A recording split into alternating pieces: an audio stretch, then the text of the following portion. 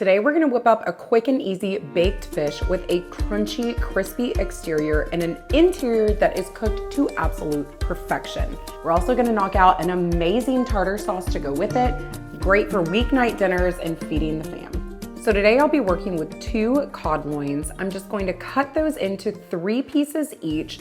They're gonna be about 3 inches wide and about 1.5 inch thick. Seafood lovers, let it be known, we are banging out all kinds of fish and shrimp recipes on this channel. I'm gonna link to that playlist right here, or here. Not sure which way it's gonna go. The best part about this fish recipe is that it bakes up with a golden, beautiful breadcrumb topping that actually stays put.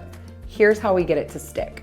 You'll combine 1/4 cup of mayonnaise, 2 egg yolks, the zest of half a lemon, 1/4 teaspoon of kosher salt, and 1/4 teaspoon of black pepper in a small bowl. Don't skip the lemon zest. It's going to give this fish so much flavor. Now we're gonna move on to the breadcrumbs. In a larger bowl, you're gonna mix together 1.5 cups of panko breadcrumbs, 3/4 teaspoon of kosher salt, 1/4 teaspoon of black pepper, and 1 tablespoon of fresh chopped parsley. The parsley is optional, but it does add a beautiful little pop of color to your fish. Mix that all together, and then you're gonna drizzle in 6 tablespoons of unsalted melted butter. Stir that together until the butter coats all of your breadcrumbs.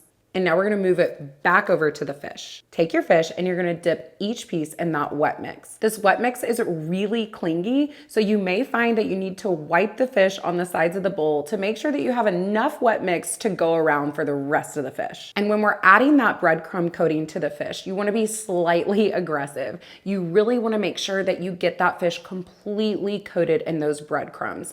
Pat it in as much as you can, and then you'll pop it over to a rimmed baking sheet topped with an oven-safe cooking rack. This cooking rack is gonna allow for that fish to brown evenly on the top and the bottom because air can circulate all the way around. This is how you're gonna get perfectly golden, beautiful baked fish. You're gonna transfer your fish to a 375-degree preheated oven and you're gonna bake for 25 minutes.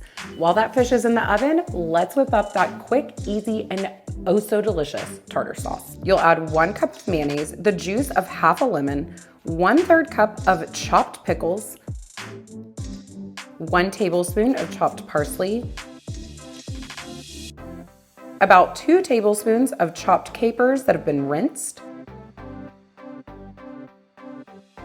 a 1/2 teaspoon of dill, 1/4 teaspoon of salt, a 1/2 teaspoon of black pepper, and give it a good stir. Now, truth be told, I totally developed this recipe on the fly, and after a little bit of taste testing, decided it needed a little more pop of savory. A tablespoon of Dijon mustard made total sense. It rounds out this sauce beautifully because it adds a savory vibe, but it also works well with every single other flavor going on in this sauce. In addition to the Dijon, I also added a 1/2 teaspoon of paprika. Paprika is absolutely amazing for adding savory to sauces and food without overpowering any other flavors. So that's our sauce, rounded out, easy and perfect, might I add. And if you love tartar sauce, you're definitely gonna wanna check out our salmon with dill sauce.